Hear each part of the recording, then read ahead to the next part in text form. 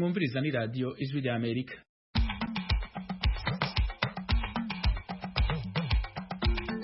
Radio Ijwi rya Amerika isamira ni Washington DC mu Kirundi no mu Kinyarwanda. Mu Rwanda mutwumvira kuri FM 104 n'ibice bitatu i Kigali na FM 93 n'ibice bitatu i Karongi.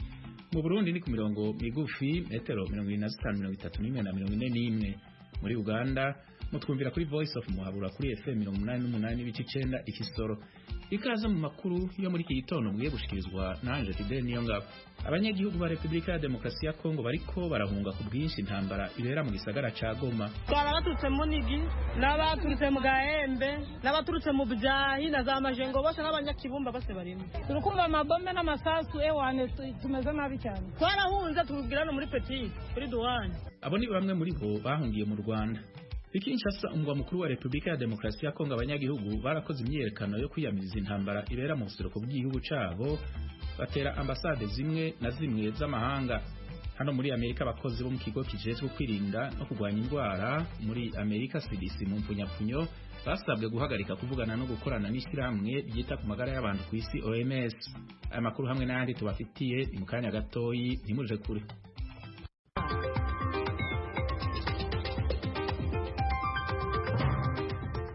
Dutangurire ku makuru avuga hirya no hino ku isi.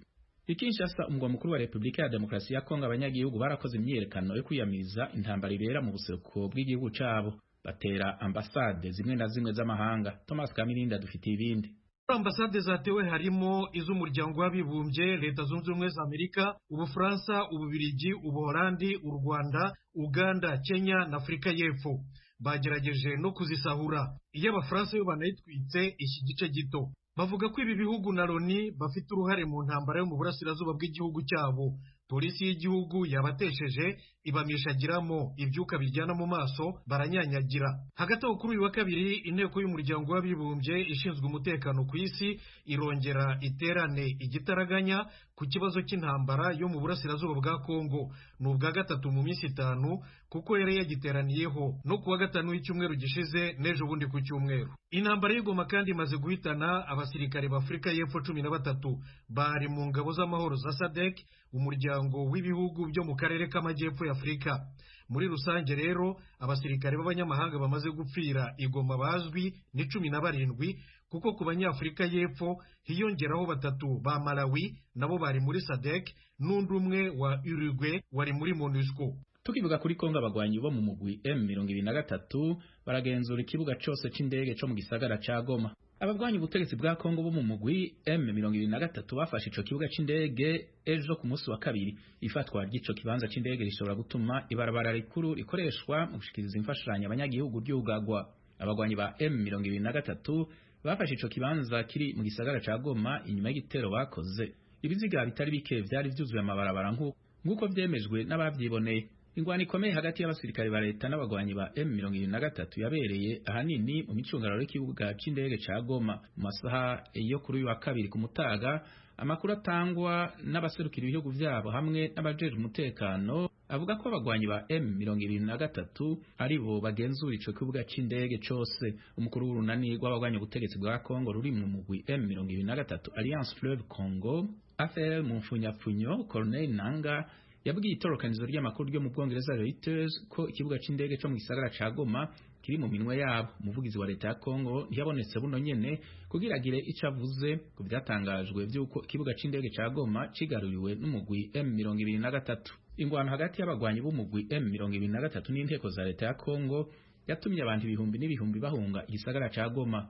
Muri bo harimwo abaheruka guhunga ibitero vya M23 muri ico gisagara kuva uyu mwaka w'2025 utanguye. Amakuru atangwa n'ababa mu gisagara ca Goma n'ayatangwa n'ishyirahamwe ONU avuga ko inteko zitari nke za leta ya Kongo zashize ibigwanisho hasi zirishikiriza abagwanyi ba M23.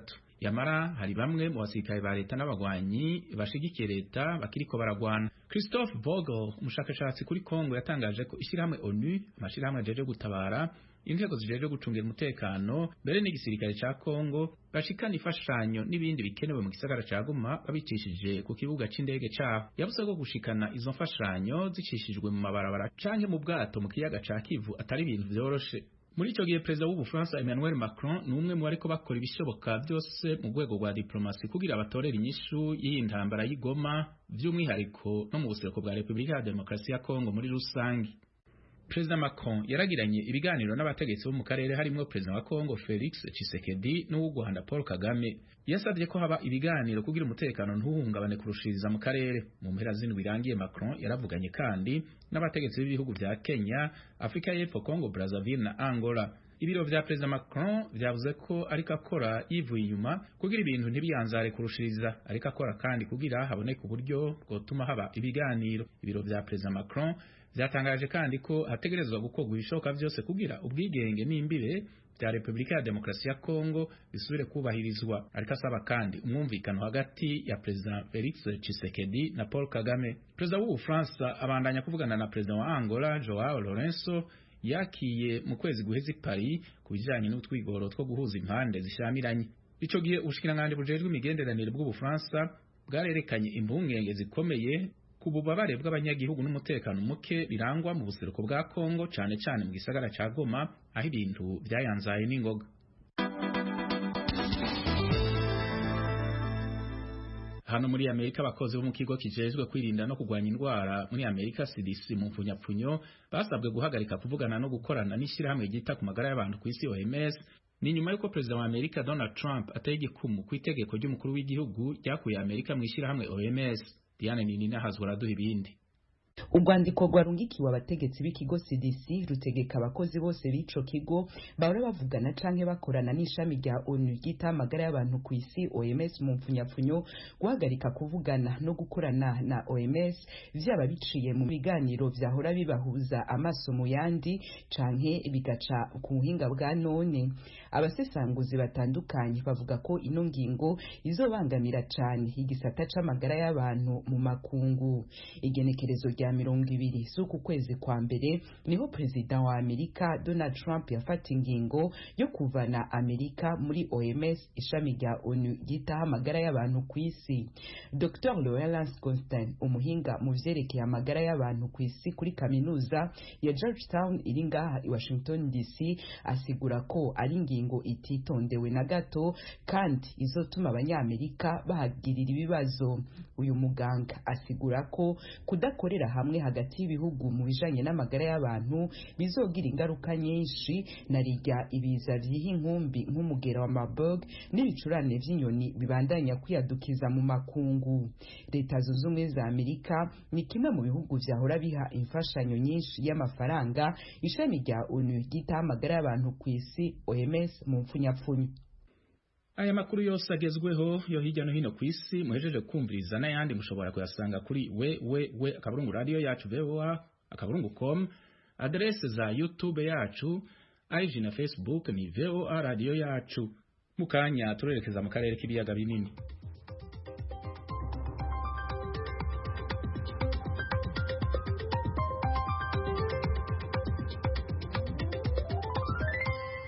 Amakuru y'ibiyaga binini arashimikira kuri Repubulika ya Demokarasi ya Kongo. Mu gisagara ca Goma, umugwa mukuru w'intara ya Kivu yo mu buraruko, ibintu byinshi ntibirasobanuka kubera guhanahana amakuru bitameze neza. Ibintu n'ubu ntibirasobanuka ku vyerekeye ubuyobozi bw'ico gisagara kuri iyi saha. Kubera guhanahana amakuru bitameze neza, ntitwashoboye kuvugana n'abamenyesha makuru bacu bariyo. Yamara mugenzi wacu Etienne Karekezi yarashoboye kuvugana n'umwe mu banyagihugu ba Kongo baba hagati no hagati mu gisagara ca Goma. Ubu ngubu tuvugana nkugiye ko maze iminsi kuwa gatandatu ku cyumweru turi kuwa kabiri, maze iminsi ine nje n'umuryango wanje turi mu nzu tudashobora gusohoka kubera urusaku rwinshi rw'amasasu, ariko ubu ni 3:55 za nijoro 21:55 hari gushira nk'amasaha arenga 5 amasasu atacumbika. Komera cyane rwose. Uwo mujyi wa Goma wumvisemo amasasu menshi, ku bantu twavuganye hafi ya bose bavuga ko ibintu ari bicika. Iyi minsi ine ubuzima bwawe n'umuryango wawe mwabayeho mute muri makeya? Ntabyo kubaho ndakubwira ngo twari turi muri jene turi mu masengesho ariko amashanyarazi barayaciye, nta mazi, nta gusohoka ngo tuje hariya kuri lake Kivu tuvome, twari turi aho turyamye mu nzu.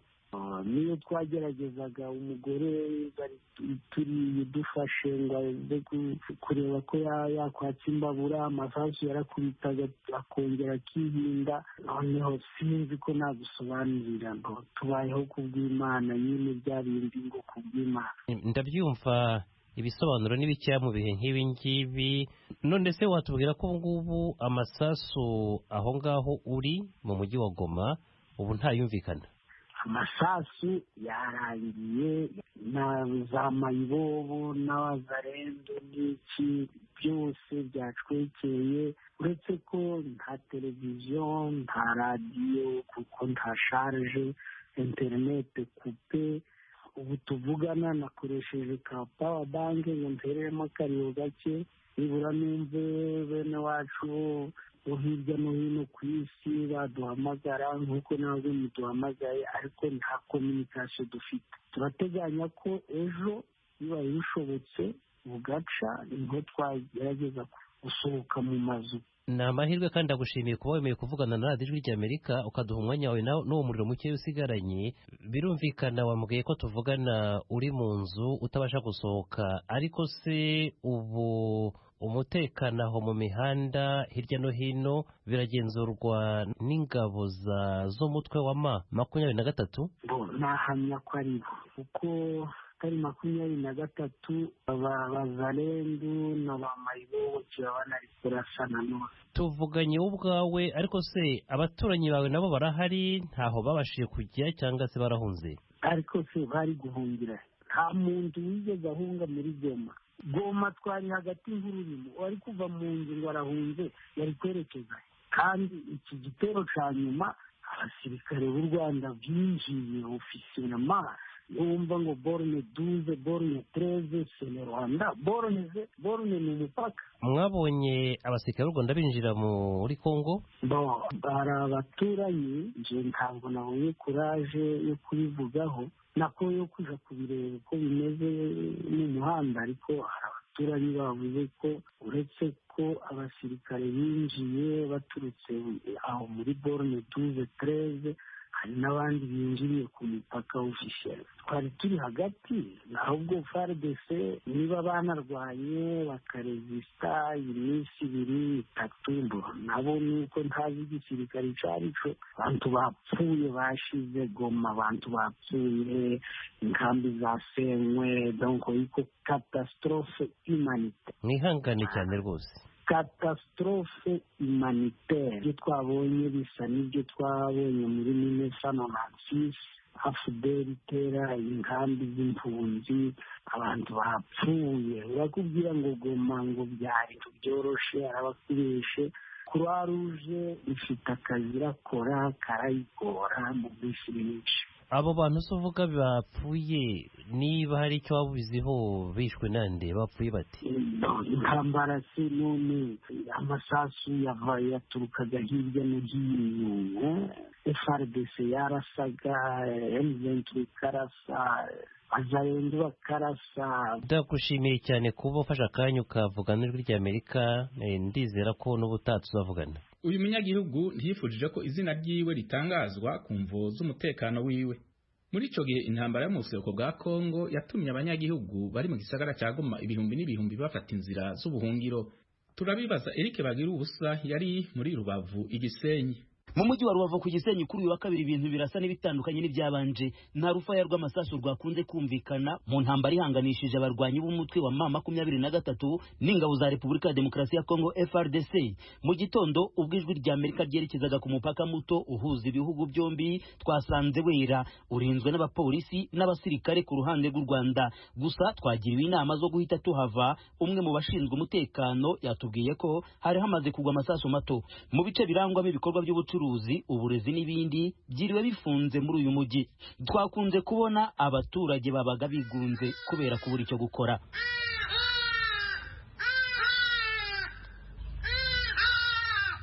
aha ku bice byegereye umupaka abaturage barahunze kubera icyoba cy'ibisasu byaturukaga muri Kongo bikagwa ku butaka bw'u Rwanda. Icyakora mu bice byitaruyeho hari abavuga ko kugeza ubu bumva impumu zarashize.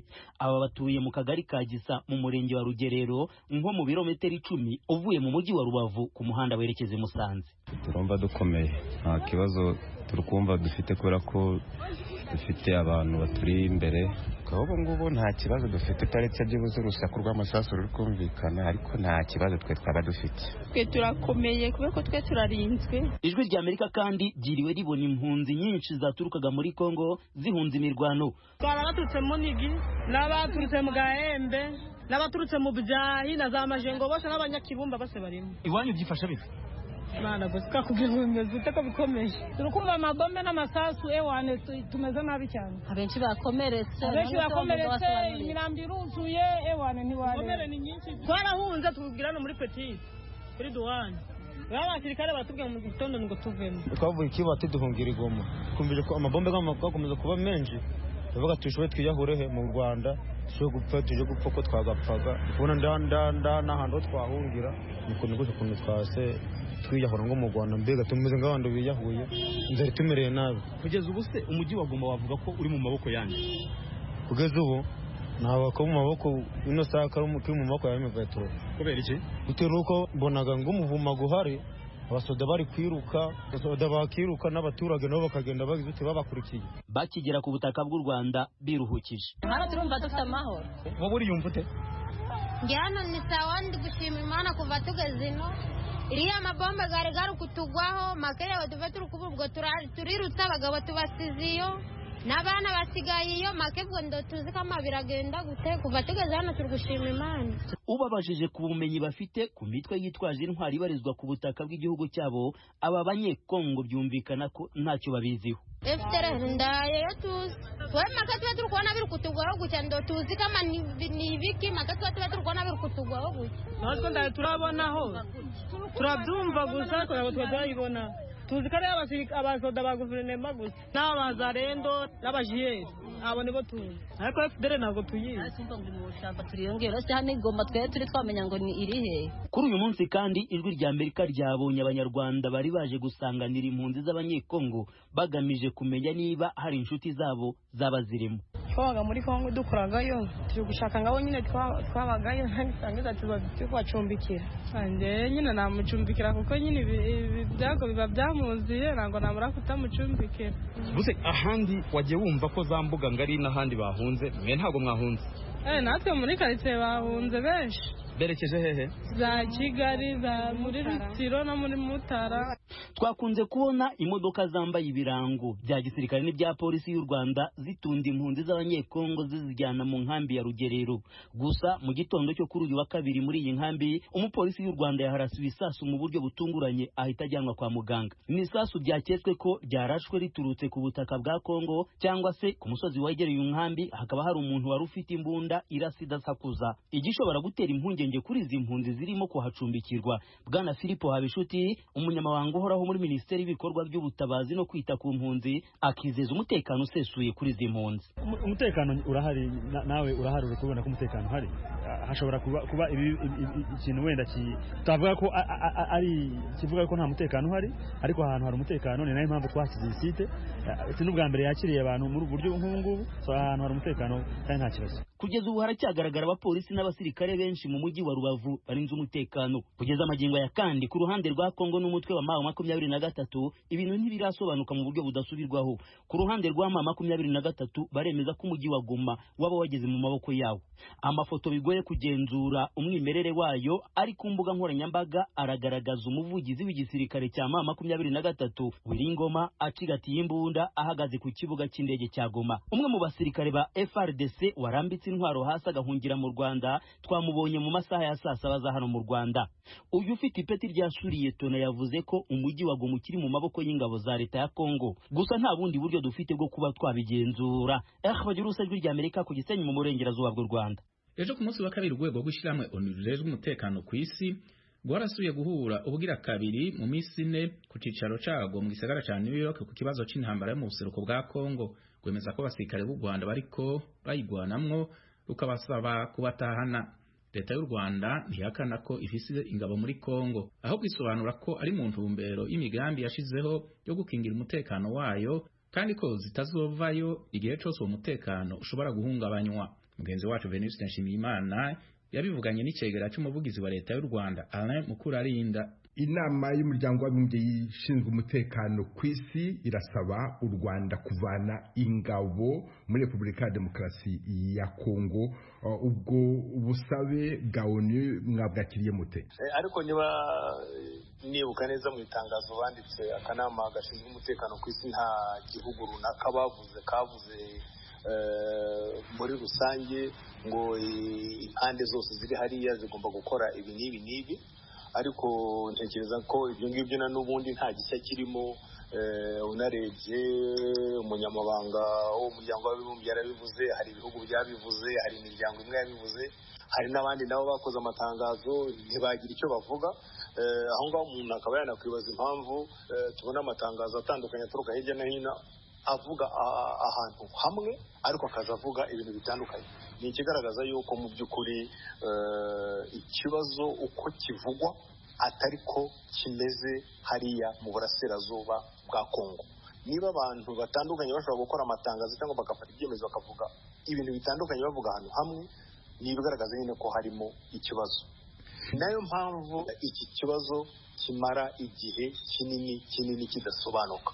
Kuri icyo kibazo warubajije, ikigaragara ni uko mu by'ukuri uwandika gutya avuga ngo u Rwanda ruvana ingabo zarwo muri burasirazuba bwa Kongo kuko zagiye gufasha M23 kugira ngo babashe kwiba imitungo ya Kongo, ngira ngo ndanabivuze warabivuze igice, ni uko nguko ubundi interuro yose imeze. Iyo ni narrative cyangwa n'uburyo bwashyizweho na guverinoma ya Kongo yo kubivuga gutyo. Nimuzanareba izo ngabo zihora ari 3,000 cyangwa 4,000 gusa.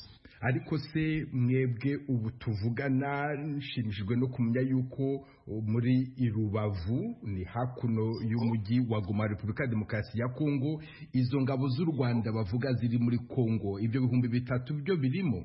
U Rwanda rwavuze ko rwakizeho ingamba, ibyo tunabibwirwa n'abasirikare, tunabibwirwa n'umukuru w'igihugu, zo kurinda umutekano w'igihugu cy'u Rwanda n'abaturage b'u Rwanda. Hari n'igihe Perezida wa Repubulika yigeze kubikomozaho kubivuga ku mugaragaro, avuga ati niba hari n'intambara igomba kuba ku birebana n'umutekano w'u Rwanda, niba ngombwa izanabere hariya.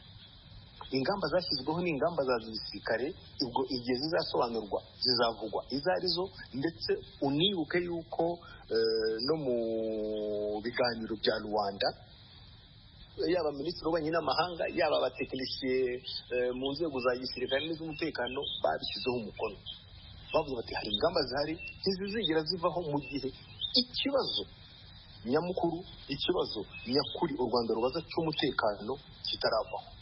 Ntekereza rero yuko ibyo bisobanuro birahagije byo kumva yuko hari ingamba zafashwe ariko zirebana n'ikibazo runaka. Ntabwo ari ibyo ngibyo byo kuvuga ngo guverinoma ya Kongo uyu munsi mu gitondo yabyise ibi ngibi, saa sita ibyitse ibi ngibi, nimugoroba ibyitse ibi ngibi, ko ari byo byatuma n'izo ngamba zivaho. Ntabwo zigera zivaho, n'ubundi bari babiganiriyeho uburyo zavaho.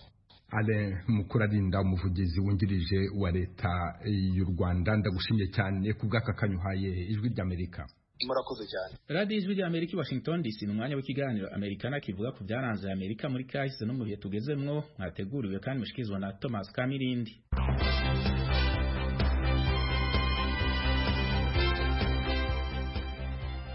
Mwaramutse neza. Amavu n'amavuko y'umukino w'intoki wa basketball, umugabo witwa James Naismith niwe wawuhimbye. Yatangaje amategeko awugenga ya mbere na mbere mu 1892 muri Leta Zunze Ubumwe za Amerika. Ikaze mu kiganiro Americana.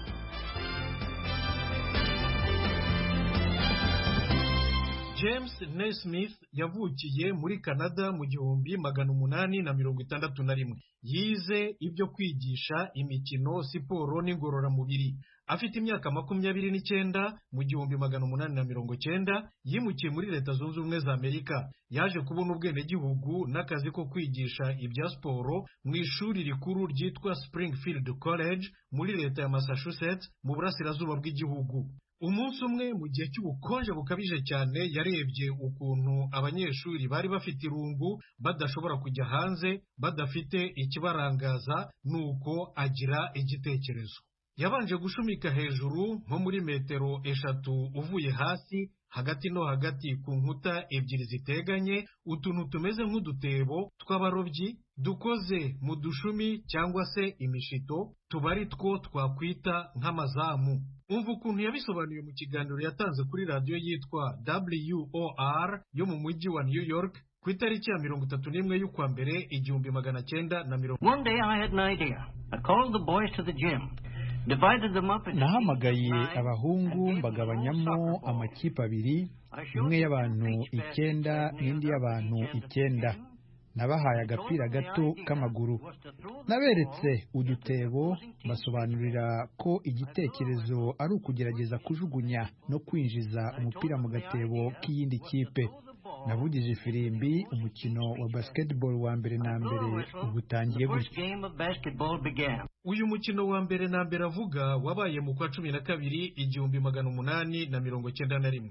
Mu byo yagiye atangaza nyuma yasobanuye ko abanyeshuri batahise babishamadukira, mbese ko bitigeze bibatera ubwuzu, ariko bemeye ibyo ababwiye barabikurikiza barakina. Hagati aho yari yanditse ku kibaho amabwiriza 13 agomba kugenga uwo mukino. Vuba vuba byihuse uyu mukino waramenyekanye kandi utangira no gukundwa mu mashuri makuru na za kaminuza atandukanye. Byabaye ngombwa ko ya mabwiriza 13 amenyekana aho hose, noneho ayatangaza ku mugaragaro ku itariki ya 15 y'ukwa mbere kwakurikiye umukino wa mbere, ni ukuvuga mu 1892 mu kinyamakuru cyitwaga The Triangle cy'ishuri rikuru Springfield College. Umwanditsi mukuru wacyo yise iyi nkuru umukino mushya. Benshi bashatse kuwita Naismith Ball, ariko nyirubwite James Naismith arabyanga. Aya mabwiriza ye rero niyo yabaye amategeko ya mbere na mbere ya basketball. Mu gihe cy'umwaka umwe gusa, umuryango mpuzamahanga w'urubyiruko witwa YMCA, ni ukuvuga Young Men's Christian Association, watangiye kwamamaza no gukwirakwiza basketball mu rubyiruko rwo muri Leta Zunze Ubumwe za Amerika no ku isi yose guhera mu 1893. Nuko basket yamamaye irakundwa cyane, n'ubu nta utabibona. Iza no kuba umukino w'ababigize umwuga, by'umwihariko muri Leta Zunze Ubumwe za Amerika. Yabaye nk'umutungo kamere wo mu rwego rw'umuco n'ubucuruzi. Amakipe ya NBA, ishyirahamwe ry'umukino wa basketball, na NBA ubwayo ni amwe mu masosiyete akize ku buryo butangaje. Iyi ni radiyo Ijwi ry'Amerika yumvikanira i Washington DC.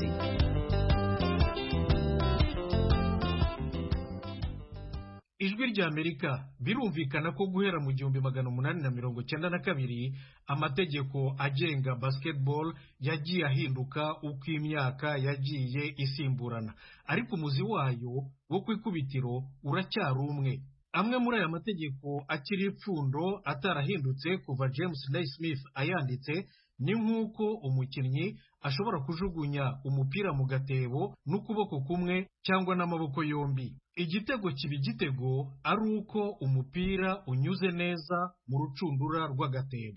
Umukinnyi agomba gufata umupira n'ikiganza cyangwa se mu biganza byombi, ariko ntiyemerewe gufata umupira n'amaboko cyangwa umubiri. Umukinnyi ntiyemerewe kwirukankana umupira yawugundiriye. Umusifuzi niwe mucamanza mu mukino. Nguwo muri make umukino waje kuba igitangaza James Naismith yasigiye isi. Yitabye Imana ku itariki ya 28 y'ukwa 11 1939. Yari afite imyaka 78 y'amavuko. Nshuti zacu ararekwa ntashira. Ibya basketball ni birebire cyane, nta wabiva imuzi mu kanya gato gutya. Mbashimiye ko mwakurikiye iki kiganiro Amerikana, maze rero mugire umunsi mwiza. Mwari kumwe na Thomas Kamirindi, murakarama.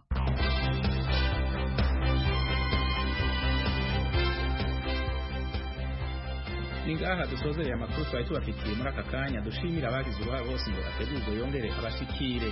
Kuri mikoro mwari kumwe nanjye Tijeni Niyongabo. amajwi y'ibiganiro byari bihagarariwe na Etienne Karekezi yashizwe hamwe na Nadia Taha.